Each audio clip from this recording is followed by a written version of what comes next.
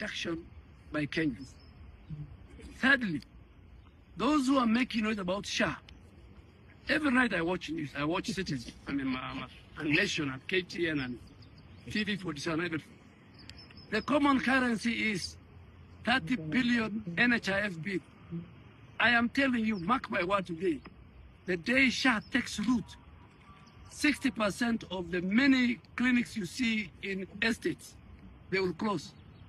Most hospitals that you thought were doing good work were open because of the fraud that was taking place in NHIF. So you can find Kenyans today. I found a member of parliament this morning, and he told me my mother is being treated for dialysis in one of the hospitals for free for the first time. So don't listen to the propaganda. The people who are fighting are the cartels. And the president yesterday said he will not oversee 1 shilling.